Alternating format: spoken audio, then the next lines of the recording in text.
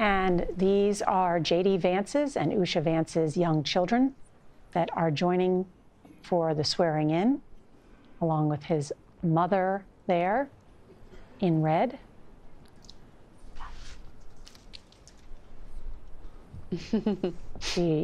Please raise your right hand and repeat after me.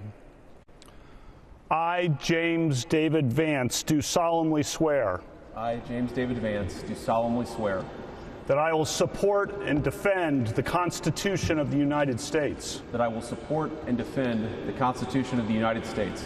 Against all enemies, foreign and domestic. Against all enemies, foreign and domestic. That I will bear true faith. That I will bear true faith. And allegiance to the same. And allegiance to the same. That I take this obligation freely. That I take this obligation freely. Without any mental reservation. Without any mental reservation. Or purpose of evasion. Or purpose of evasion. And that I will well and faithfully discharge. And that I will well and faithfully discharge. The duties of the office. The duties of the office. On which I am about to enter. On which I am about to enter.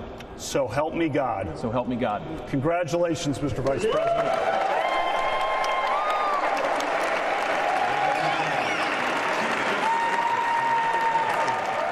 And we have a new Vice President of the United States, JD Vance, sworn in by Supreme Court Justice Brett Kavanaugh. What we should note is that the second lady, Usha Vance, actually clerked for Brett Kavanaugh when he was a judge at the United States Court of Appeals for the District of Columbia. Usha also clerked for Chief Justice John Roberts when he was at the Supreme Court. She is a noted lawyer herself. Presidential oath of office. And they are slowly ushering their young children out the door, along with JD Vance's mother, as it is just 12:01, the time when the new president is supposed to be sworn in. Now the Chief Justice. Please raise your right hand and repeat after me. I, Donald John Trump, do solemnly swear. I, Donald John Trump, do solemnly swear. That I will faithfully execute. That I will faithfully execute. The office of President of the United States. The office of President of the United States. And will, to the best of my ability. And will, to the best of my ability. Preserve, protect, and defend. Preserve, protect, and defend. The Constitution of the United States. The Constitution of the United States. So help me God. So help me God. Congratulations, Mr. President.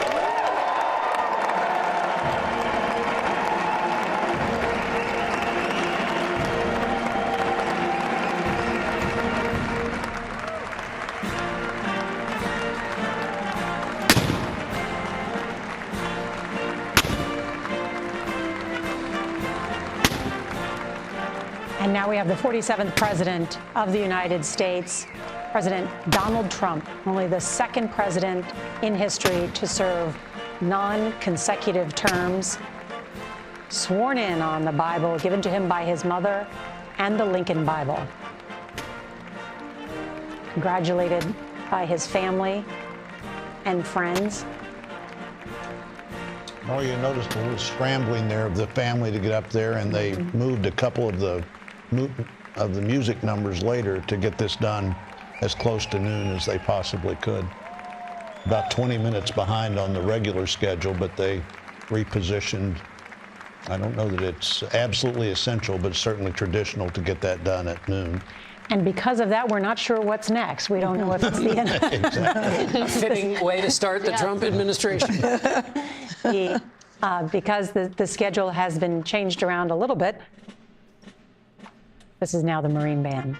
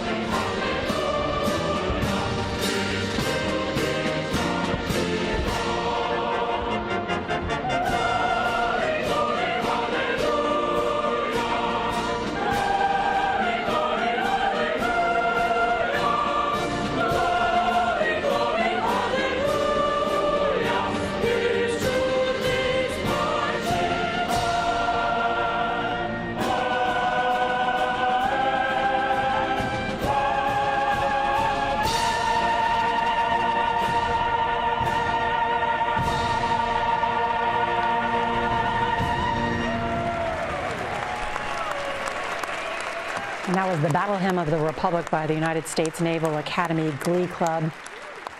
Just a bit of history here. For over 138 years, this song has been a fixture of patriotic programs, still sung in schools and churches across the nation. Mine eyes have seen the glory of the coming of the Lord, poem written by a woman.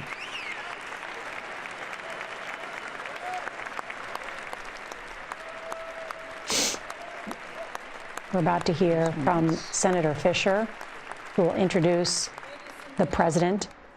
And as Senator Blunt remind us, the first time two women have chaired this committee. To introduce to you the 45th and the 47th President of the United States of America, Donald J. Trump.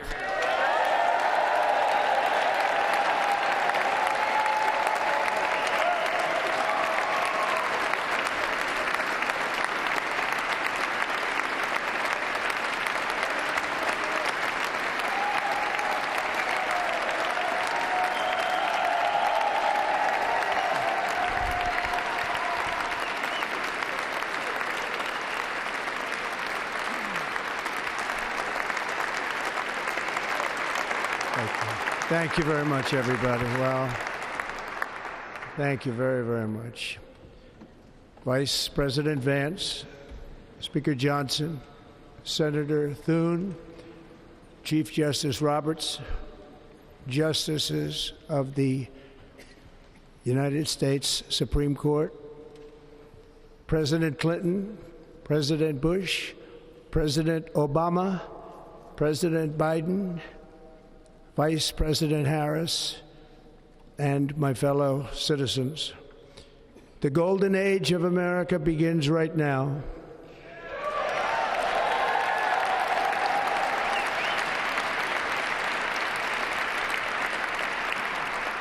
From this day forward, our country will flourish and be respected again all over the world. We will be the envy of every nation, and we will not allow ourselves to be taken advantage of any longer. During every single day of the Trump administration, I will very simply put America first.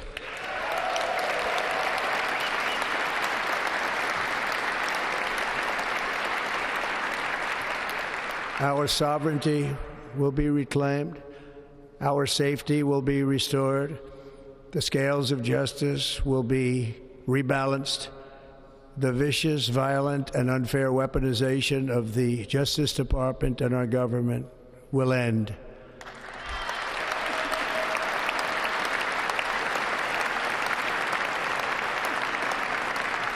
And our top priority will be to create a nation that is proud, prosperous, and free.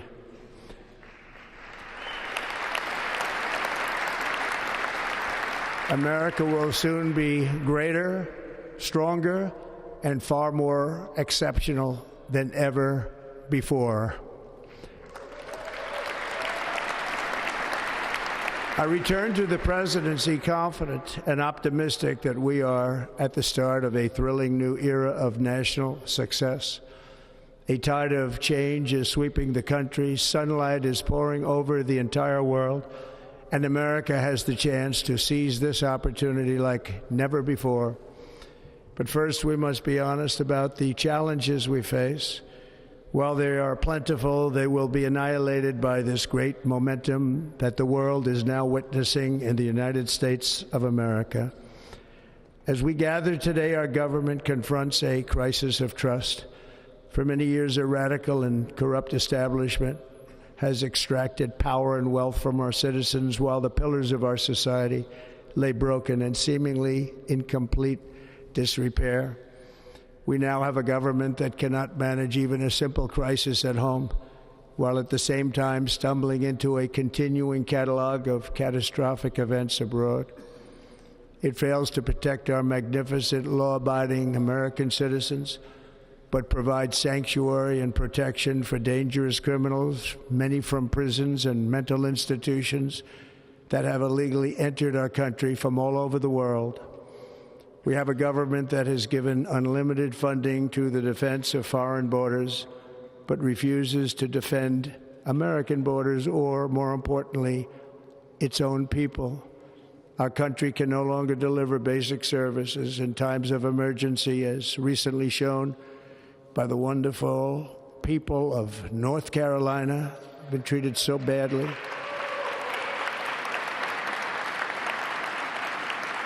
And other states who are still suffering from a hurricane that took place many months ago.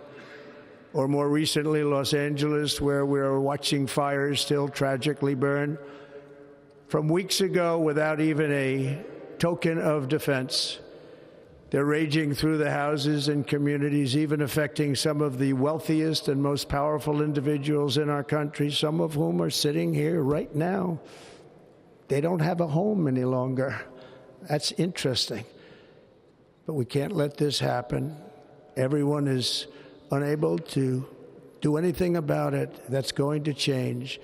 We have a public health system that does not deliver in times of disaster, yet more money is spent on it than any country anywhere in the world. And we have an education system that teaches our children to be ashamed of themselves in many cases, to hate our country despite the love that we try so desperately to provide to them. All of this will change starting today, and it will change very quickly.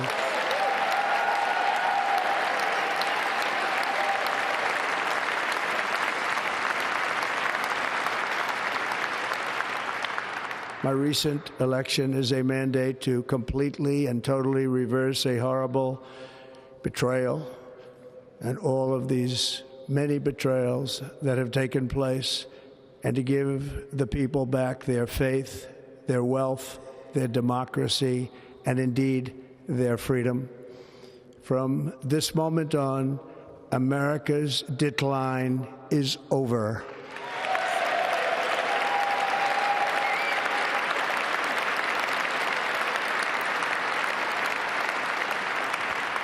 Our liberties and our nation's glorious destiny will no longer be denied, and we will immediately restore the integrity, competency, and loyalty of America's government. Over the past 8 years, I have been tested and challenged more than any president in our 250-year history, and I've learned a lot along the way. The journey to reclaim our republic has not been an easy one, that I can tell you. Those who wish to stop our cause have tried to take my freedom and indeed to take my life. Just a few months ago in a beautiful Pennsylvania field, an assassin's bullet ripped through my ear. But I felt then, and believe even more so now, that my life was saved for a reason. I was saved by God to make America great again.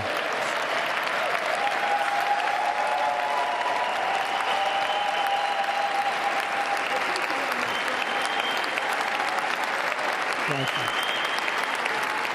Thank you.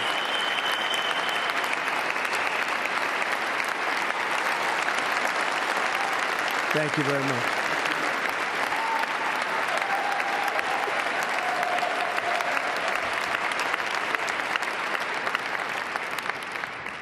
That is why each day under our administration of American patriots, we will be working to meet every crisis with dignity and power and strength. We will move with purpose and speed to bring back hope, prosperity, safety, and peace for citizens of every race, religion, color, and creed. For American citizens, January 20th, 2025 is Liberation Day.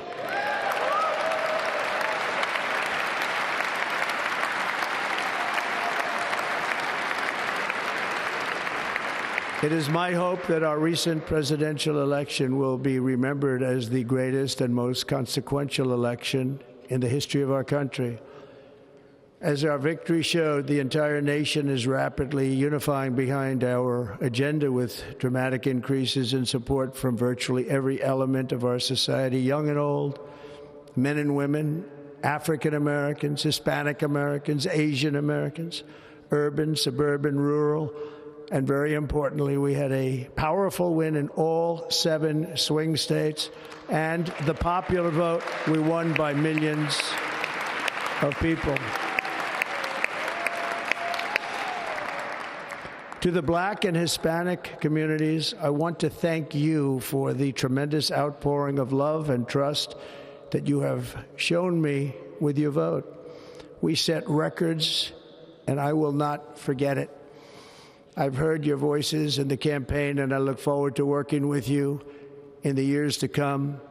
Today is Martin Luther King Day, and his honor, this will be a great honor, but in his honor, we will strive together to make his dream a reality. We will make his dream come true.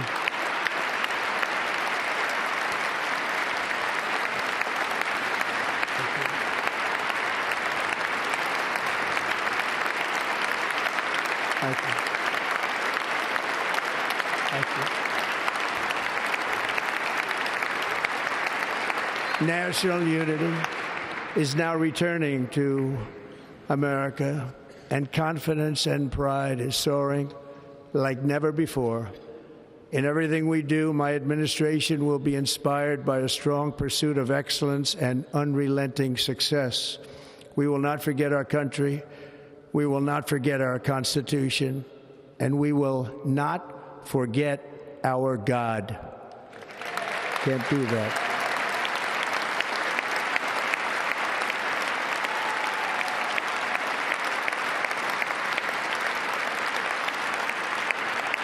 Today, I will sign a series of historic executive orders. With these actions, we will begin the complete restoration of America and the revolution of common sense. It's all about common sense. First, I will declare a national emergency at our southern border.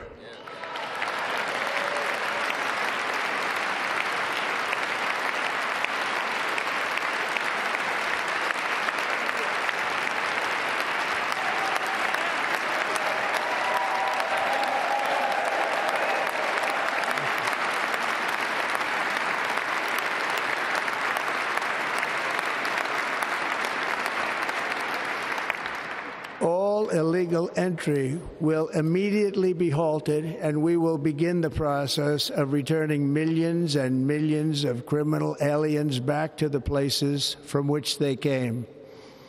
We will reinstate my Remain in Mexico policy.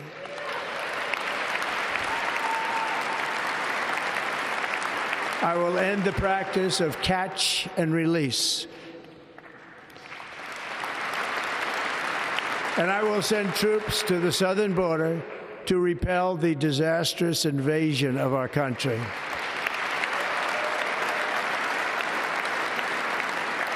Under the orders I signed today, we will also be designating the cartels as foreign terrorist organizations.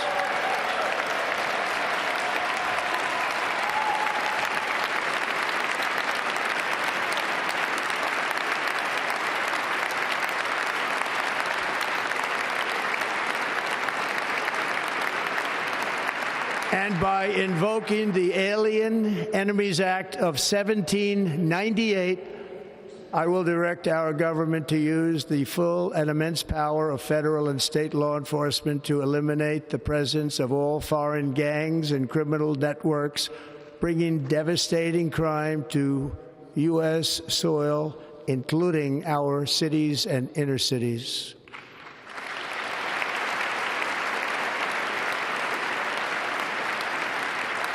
As Commander-in-Chief, I have no higher responsibility than to defend our country from threats and invasions, and that is exactly what I am going to do. We will do it at a level that nobody's ever seen before.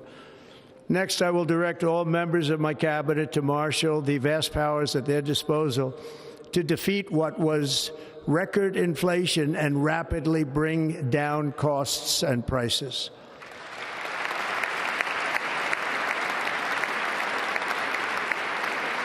The inflation crisis was caused by massive overspending and escalating energy prices, and that is why today I will also declare a national energy emergency. We will drill, baby, drill.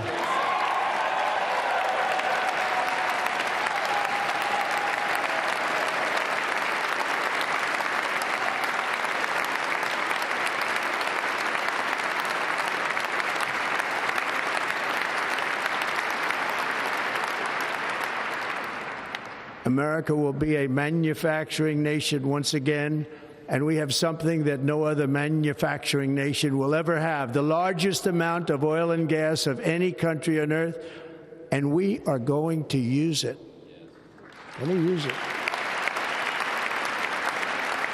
We will bring prices down, fill our strategic reserves up again, right to the top, and export American energy all over the world. We will be a rich nation again, and it is that liquid gold under our feet that will help to do it.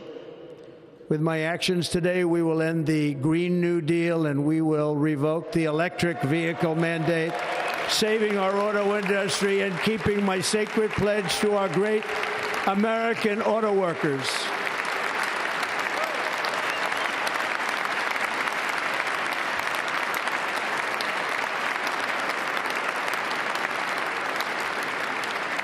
In other words, you'll be able to buy the car of your choice. We will build automobiles in America again at a rate that nobody could have dreamt possible just a few years ago. And thank you to the auto workers of our nation for your inspiring vote of confidence. We did tremendously with their vote. I will immediately begin the overhaul of our trade system to protect American workers and families. Instead of taxing our citizens to enrich other countries, we will tariff and tax foreign countries to enrich our citizens.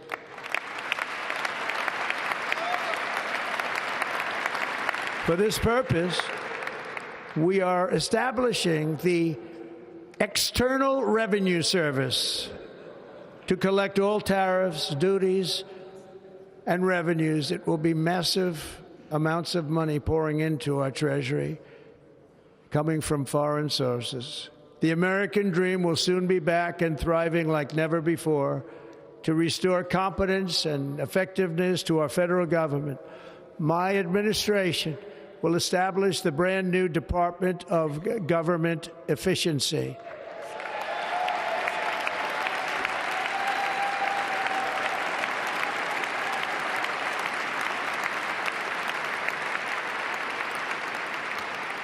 After years and years of illegal and unconstitutional federal efforts to restrict free expression, I will also sign an executive order to immediately stop all government censorship and bring back free speech to America.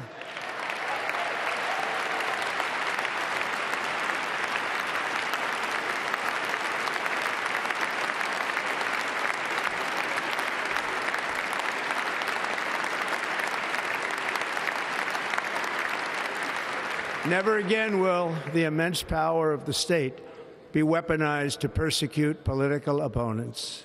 Something I know something about.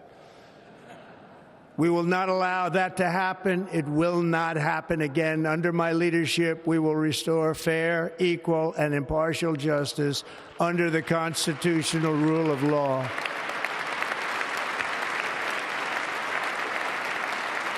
And we are going to bring law and order back to our cities.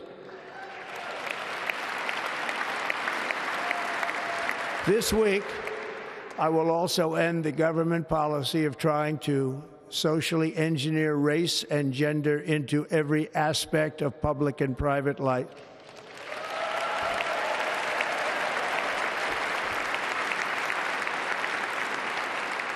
We will forge a society that is colorblind and merit-based.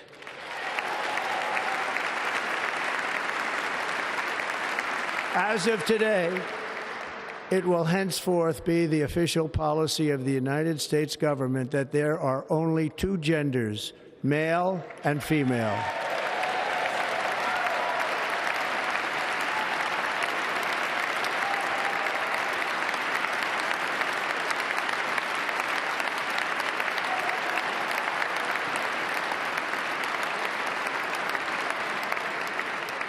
This week, I will reinstate any service members who were unjustly expelled from our military for objecting to the COVID vaccine mandate with full back pay.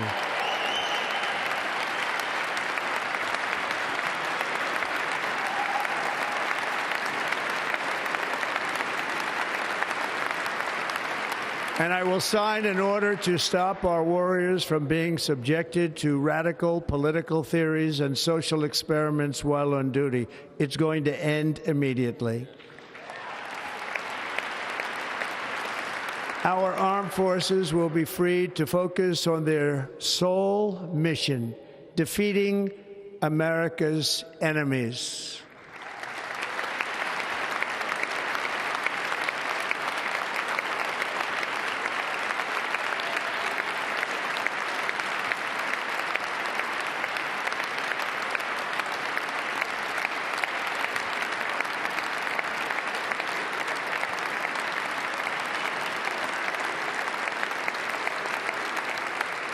Like in 2017, we will again build the strongest military the world has ever seen. We will measure our success not only by the battles we win, but also by the wars that we end, and perhaps most importantly, the wars we never get into.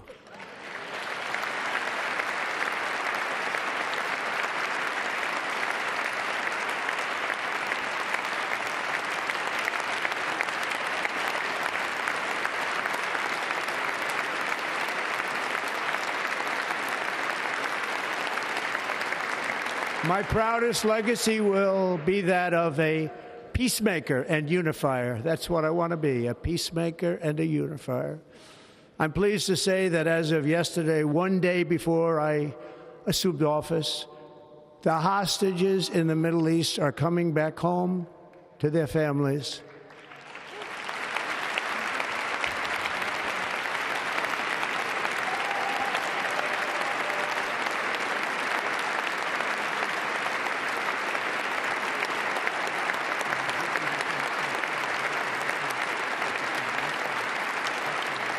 Thank you. America will reclaim its rightful place as the greatest, most powerful, most respected nation on earth, inspiring the awe and admiration of the entire world. A short time from now, we are going to be changing the name of the Gulf of Mexico to the Gulf of America, and we will restore the name of a great president, William McKinley, to Mount McKinley, where it should be and where it belongs.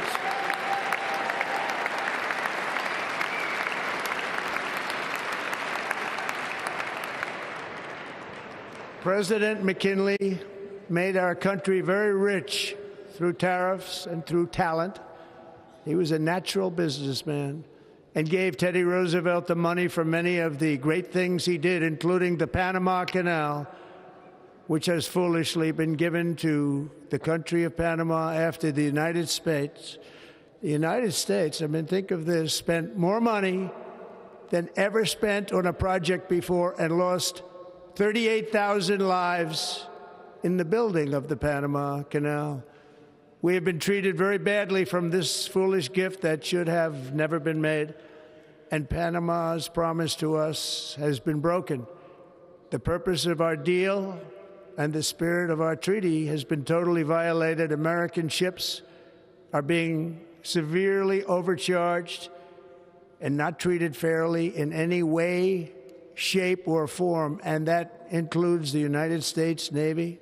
And above all, China is operating the Panama Canal, and we didn't give it to China, we gave it to Panama, and we're taking it back.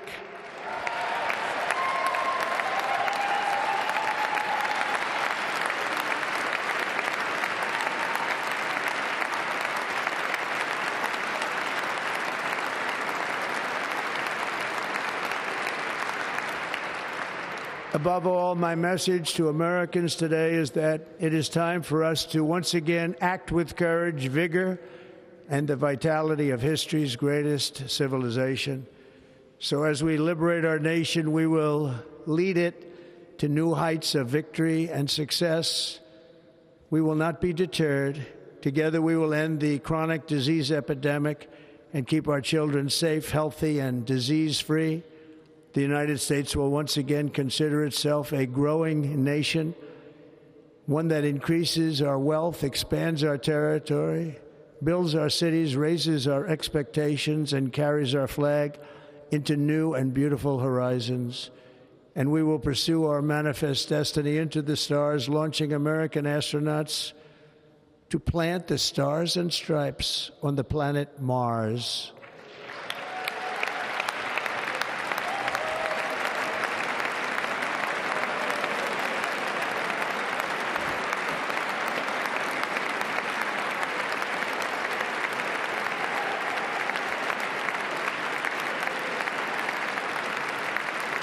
Ambition is the lifeblood of a great nation, and right now our nation is more ambitious than any other. There's no nation like our nation. Americans are explorers, builders, innovators, entrepreneurs, and pioneers. The spirit of the frontier is written into our hearts. The call of the next great adventure resounds from within our souls. Our American ancestors turned a small group of colonies on the edge of a vast continent into a mighty republic of the most extraordinary citizens on earth. No one comes close. Americans pushed thousands of miles through a rugged land of untamed wilderness. They crossed deserts, scaled mountains, braved untold dangers, won the Wild West, ended slavery, rescued millions from tyranny, lifted billions from poverty, harnessed electricity, split the atom, launched mankind into the heavens, and put the universe of human knowledge into the palm of the human hand. If we work together, there is nothing we cannot do and no dream we cannot achieve. Many people thought it was impossible for me to stage such a historic political comeback. But as you see today, here I am. The American people have spoken.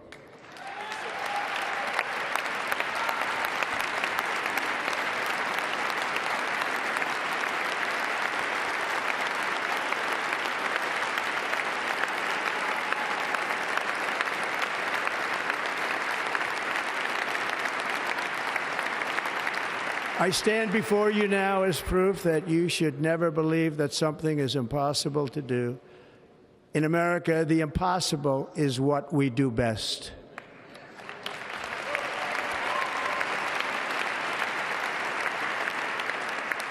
From New York to Los Angeles, from Philadelphia to Phoenix, from Chicago to Miami, from Houston to right here in Washington, D.C., our country was forged and built by the generations of patriots who gave everything they had for our rights and for our freedom.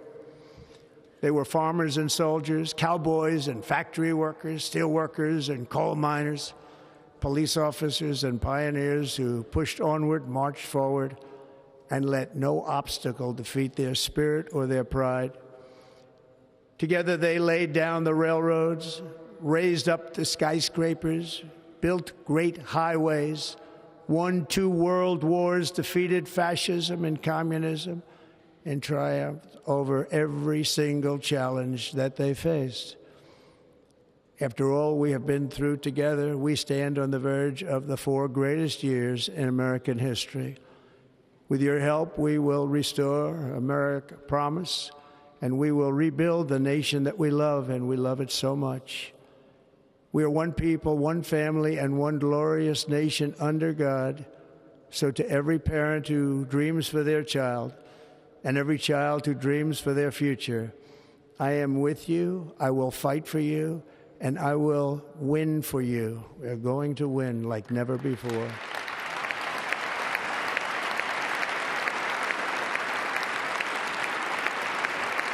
Thank you. Thank you.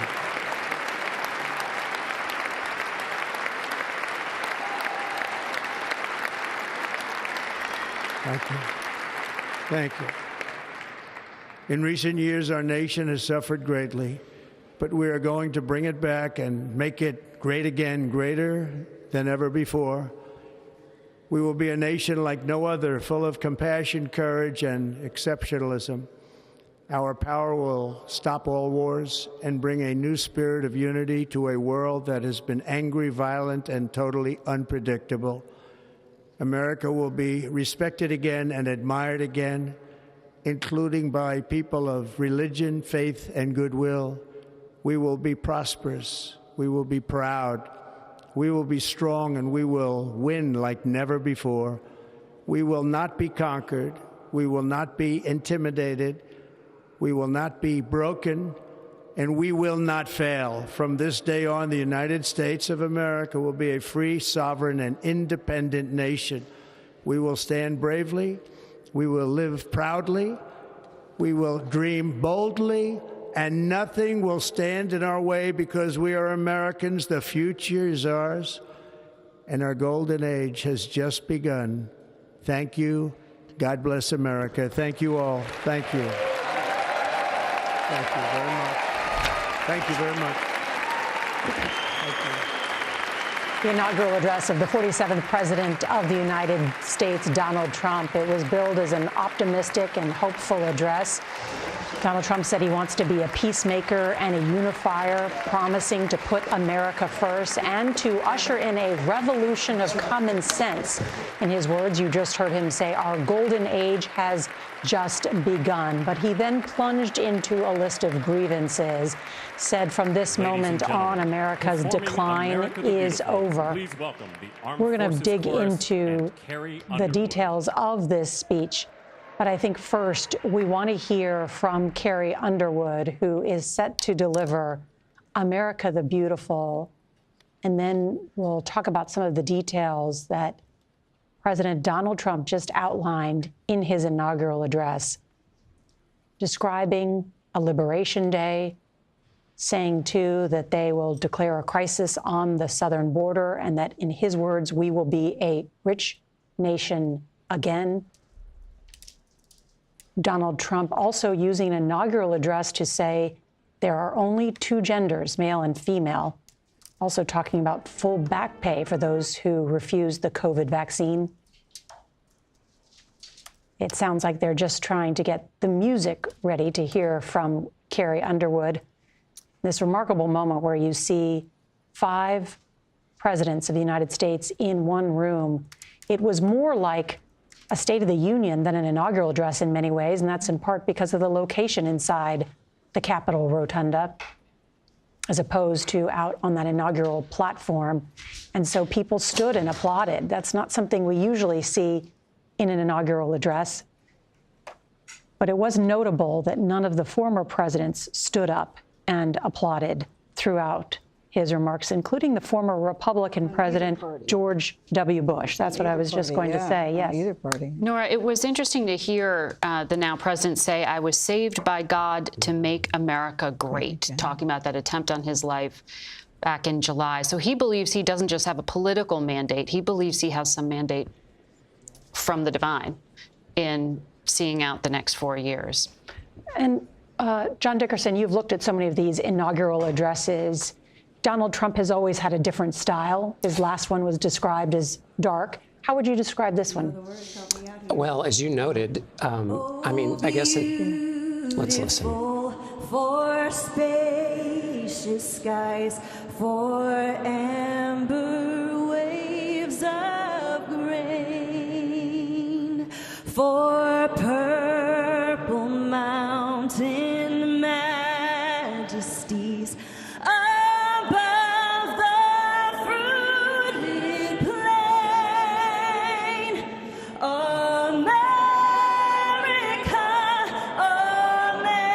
America, God shed his grace on thee and crown thy good with brotherhood from sea to shining sea.